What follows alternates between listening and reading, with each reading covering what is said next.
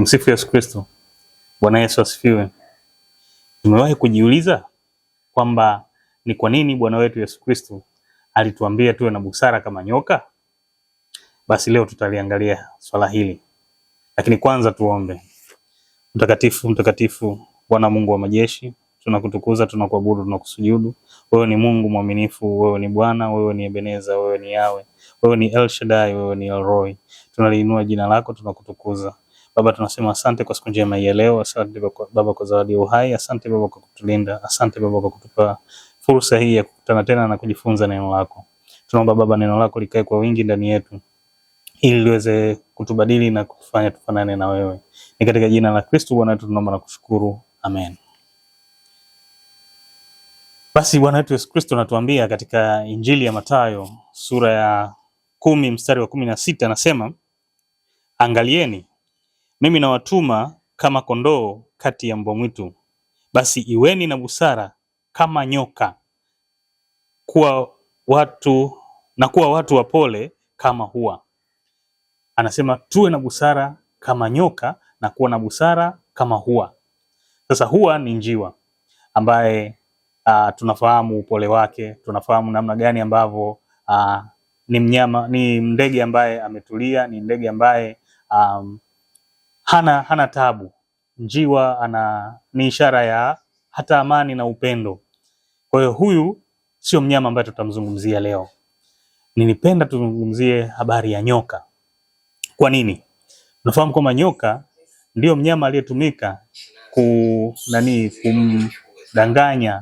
kuwadanganya wazazi wetu wa mwanzo. Ndio yeye aliyetumika kumhadaa Eva katika kitabu cha Mwanzo, kama ambavyo tunafahamu katika Mwanzo sura ya 3. Sasa kwa nini Bwana wetu Yesu Kristo katika Injili ya Mathayo sura ya 10 mstari wa 16 anatuambia tuwe na busara? Anasema basi iweni na busara kama nyoka. Kwa nini atuambie kwamba tuwe na busara kama nyoka? Maana kuna kitu ambacho tunatakiwa kujifunza. Kuna taswira ya tabia ambayo nyoka anayo, ambayo sisi kwetu ina manufaa. Ndio hii ambayo leo tunatakiwa kuiangalia ili basi iweze kutusaidia, iweze kutupa manufaa katika maisha yetu, tuendelee kumtukuza Mwenyezi Mungu. Kitu cha kwanza, nyoka ana umakini. Nyoka anapoingia katika eneo jipya, katika eneo ambalo hana mazoea nalo, anakuwa na umakini, anakuwa mwangalifu, anakuwa anaangalia kushoto na kulia kwake, anayasoma mazingira yake, anaangalia mahali alipo. Je, kuna fursa gani? Kuna changamoto gani? Nini kinaweza kunipa manufaa? Nini kinaweza kuwa hatarishi kwangu? Nini kinanipa advantage? Nini kinanipa disadvantage? Nyoka anaangalia yale. Kwa ana taswira, ana mang'amuzi, anaangalia kwa namna ambayo inaweza inampa nafasi ya kuyasoma vizuri. Kwa lugha ya Kiingereza tunasema ana scan mazingira, anayatazama kwa kung'amua. Je, kuna hatari zipi? Je, kuna faida zipi zilizoko hapa? Naweza nikafanya nini? Kwa anaangalia mazingira yake, anayasoma yale. Anakuwa na busara katika kuangalia. Sasa hapa tunapata somo gani? Ni kwamba anapotambaa chini anakuwa na upole, anakuwa na ukimya. Anapotambaa chini nyoka anakuwa na ukimya, akitafuta kuyaelewa mazingira, akitafuta kuyajua, akitafuta kujua fursa na changamoto zilizoko katika eneo alilopo. Na sisi basi, hii ni kitu ambacho tunaweza tukajifunza. Tunapata somo gani hapa? Tunaponyanyuliwa na Mwenyezi Mungu, Mungu anapotuinua kutoka kwenye hatua moja kwenda kwenye hatua nyingine, tunatakiwa kuwa na utulivu kwanza.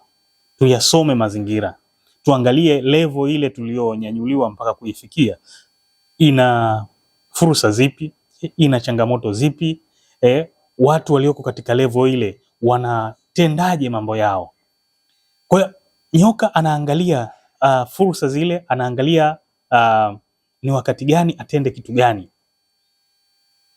Na jambo la pili ambalo nyoka analo ni kwamba anapokuwa ameshayasoma mazingira, akakaa katika utulivu wake, akawa ameshatambaa, amekaa katika ukimya wake, ameshasoma mazingira, ameshaona fursa zilizopo, anaona mawindo yake, anachokifanya anashambulia kwa wakati, anakwenda sasa kufuata yale mawindo, kukamata mawindo ambayo yamejitokeza. Kwa hiyo pale ambapo anaweza kushambulia, kwa sababu ameshafanya scanning yote, ameshayajua mazingira yake, kuna changamoto gani, kuna fursa gani, kuna nini ambacho kinaweza kuwa faida kwake, kitu gani kinaweza kuwa hasara kwake. Anakuwa tena hana hofu, anakuwa hana kusitasita, anakuwa. Kwa somo la pili tunalojifunza hapa ni kwamba wakati tufanye mambo kwa wakati sahihi, tufanye mambo kwa jambo la pili ambalo tunajifunza sasa ni kwamba wakati sahihi ukifika, tuache kusitasita, tuache hofu, kwa sababu kuna wakati ambapo tunaanza kufikiria mambo yani mpaka umuulize fulani, umuulize na fulani na fulani na fulani, yani upate approval ya watu kama 5 6, sio approval ya maandishi. Yani hilo unamueleza huyu, jambo hilo unamueleza na huyu na huyu na huyu na huyu, kama bwana kuna fursa hii, wewe unaonaje? Huyu atakwambia hichi, huyu atakwambia hiki, huyu atakwambia kile, huyu atakwambia vitu vingine. Matokeo yake unachanganyikiwa kabisa, fursa ile inapotea. Mungu amekufungulia mlango fulani wa fursa, matokeo yake unapotea. Ndio maana Bwana wetu Yesu Kristo anatuambia tuwe na busara kama nyoka, tuscan mazingira yetu. Wakati sahihi wa kushambulia unapofika, basi tuna attack, tunakwenda, tunachukua ile fursa, tunaitumia kama inavyopaswa, tunaiutilize fully ile fursa, tunai-exploit ile fursa ili kupata 100% ya fursa ile. Tujaribu kadiri inavyowezekana kuichukua ile fursa kadiri inavyowezekana, iwe 100% tuweze kuipata. Ni jambo la msingi sana, lakini peke yetu hatuwezi hili swala. Tukisoma waraka wa kwanza kwa Wakorinto sura ya 2 mstari wa 11, waraka wa kwanza wa Mtume Paulo kwa Wakorinto wa kwanza 2:11 anasema, maana ni nani katika binadamu ajuae mambo ya binadamu ila roho ya binadamu iliyo ndani yake? Vivyo hivyo mambo ya Mungu hakuna ayafahamuye ila roho wa Mungu.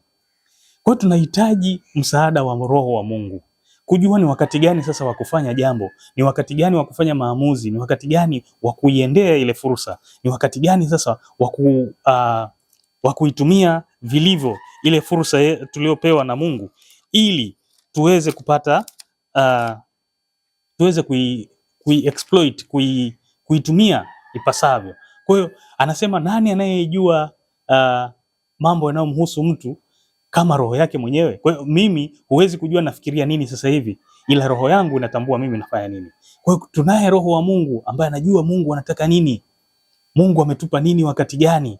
Kwa hiyo huyu Roho Mtakatifu ndio ambaye tunatakiwa kumshikilia, ndio ambaye tunatakiwa kumtafuta sasa, ndio ambaye tuwe na ushirika naye.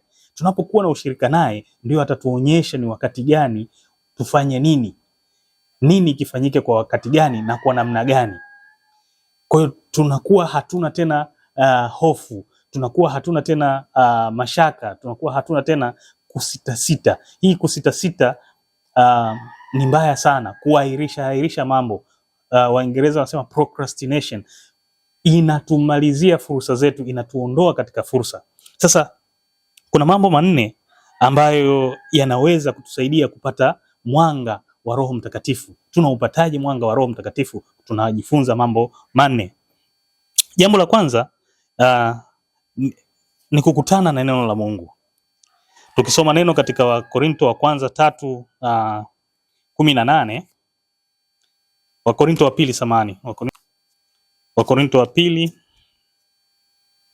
3:18, neno la Mungu linasema, lakini sisi sote kwa uso usiotiwa utaji, tukiurudisha utukufu wa Bwana kama vile katika kioo, tunabadilishwa tufanane na mfano huo huo toka utukufu hata utukufu, kama vile utukufu utokao kwa Bwana aliye Roho. Kutoka utukufu hata utukufu, kutoka utokao kwa Bwana, utukufu kama vile utukufu utokao kwa Bwana aliye Roho. Kwa hiyo namna ya kwanza ni kukutana na huyu Mungu Roho Mtakatifu. Tunatiwa utaji. Tunakuwa na uso usiotiwa utaji. Utaji ni ile veil, ni kitu ambacho kama bibi harusi kabla ya kufunga ndoa, kuna kitu ambacho anafunikwa usoni kama asionekane hivi. Ile ndio inaitwa veil, ule ndio utaji. Kwa hiyo sasa ule utaji unaondolewa, tunakuwa tunaonekana kwa sura ile ya Mungu. Tunapokutana na Mungu Roho Mtakatifu, anatubadilisha. Anasema tunabadilishwa kutoka utukufu hata utukufu ili tufanane na nani? Tufanane na Mungu. Kwa hiyo ule utaji, ile veil ambayo ilikuwa inatuondoa katika kumtafuta Mungu, katika kufanana na Mungu, inaondoka, na sasa tunakuwa katika njia ambayo inatuwezesha kufanana na Mungu. Jambo la pili ni utaua, consecration. Kusoma Mambo ya Walawi sura ya 20 mstari wa 7. Mambo ya Walawi sura ya 20 na ule mstari wa 7 anasema, jitakaseni basi, iweni watakatifu, kwa kuwa mimi ndimi Bwana Mungu wenu.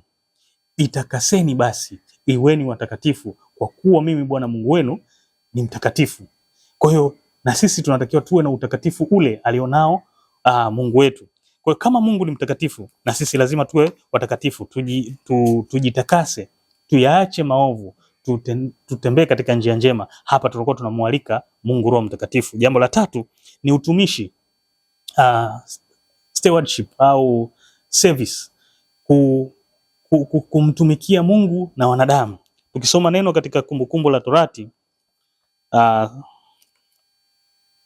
Kumbukumbu la Torati sura ya 10 mstari wa 12 nasema, na sasa Israeli, Bwana Mungu wako anataka nini kwako ila umche Bwana Mungu wako na kwenda katika njia zake zote na kumpenda na kumtumikia Bwana Mungu wako kwa moyo wako wote na kwa roho yako yote.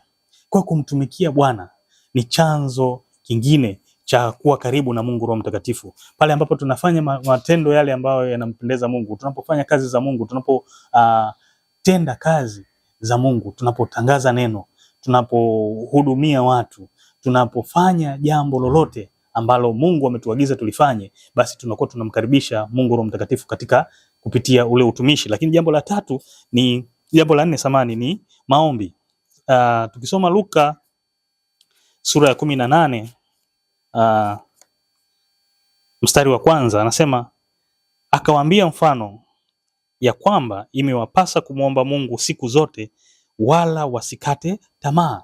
Kwa hiyo tunatakiwa kusali wakati wote, tunatakiwa kumwomba Mungu wakati wote, tunatakiwa kujiunganisha na Mungu wakati wote. Tunapojiunganisha na Mungu kwa njia ya sala, tunakuwa tunamwalika Mungu Roho Mtakatifu, na katika kule kumwalika sasa tunapata mwangaza wake. Ndio hapa anaweza sasa kutuonyesha ni wakati gani wa kutumia fursa ipi, wakati gani wa kwenda, wakati gani wa kusimama, wakati gani wa kutenda, wakati gani sio wa kutenda, na kutenda nini. Kuna wakati mwingine tunatakiwa kukaa kimya, kunyamaza.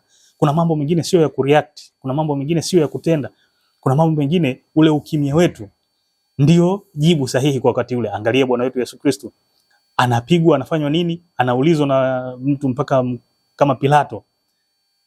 Mpaka Pilato anamwambia, je, hujibu neno? Amekaa kimya. Kwa nini? Kwa sababu Roho wa Mungu anamuongoza kwamba hapana, wakati huu si wa kufanya hivyo. Petro anakata sikio mtu, anamwambia no, kikombe alichonipa Baba sitakinywa. Anamrudishia sikio yule bwana. Kwa hiyo kuungana na Mungu Roho Mtakatifu ndio kutatufanya tuelewe wakati sahihi wa kutumia fursa.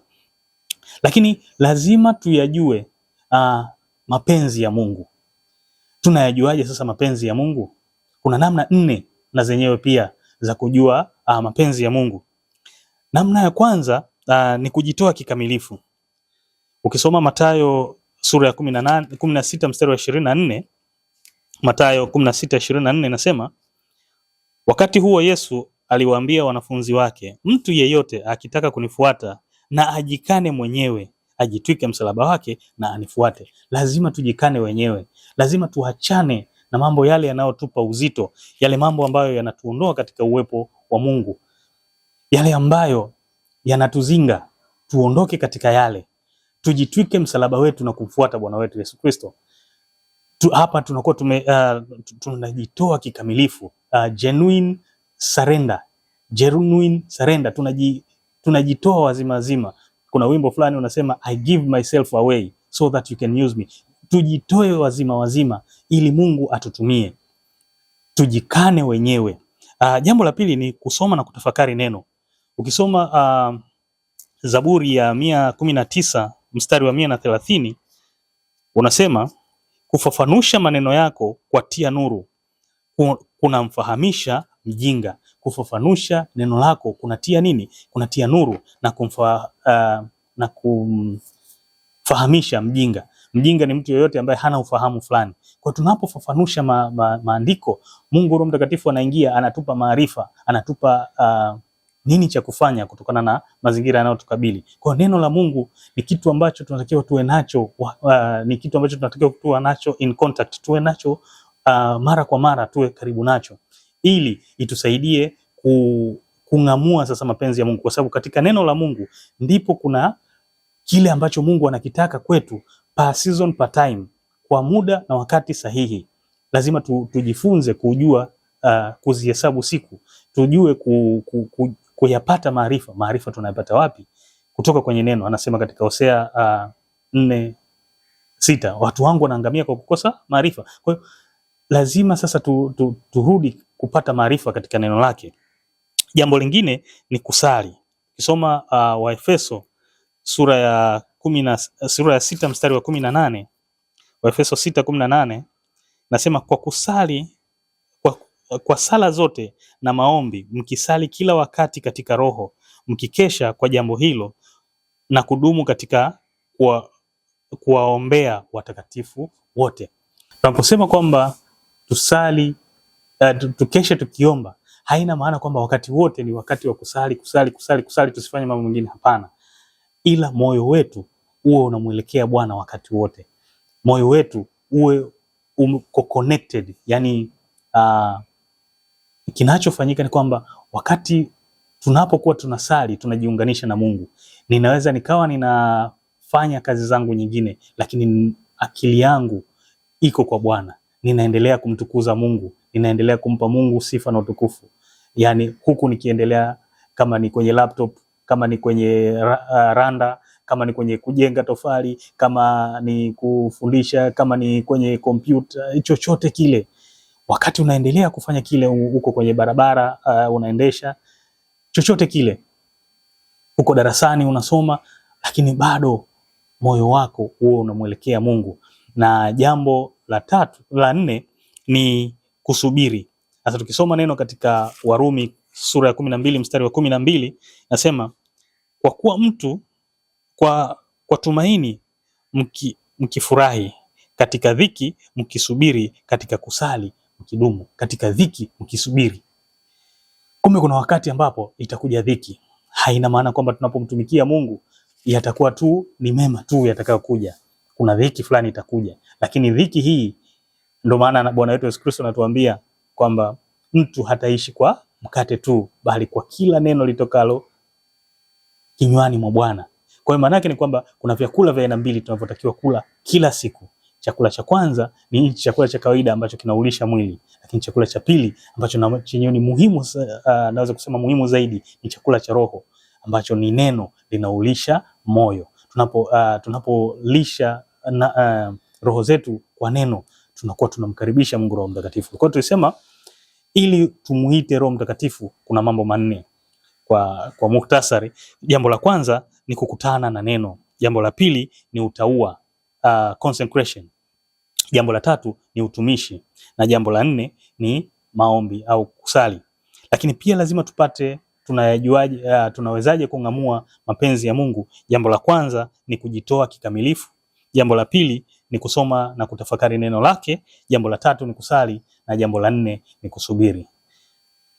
Tumsifu Yesu Kristo. Bwana Yesu asifiwe. Shalom, shalom.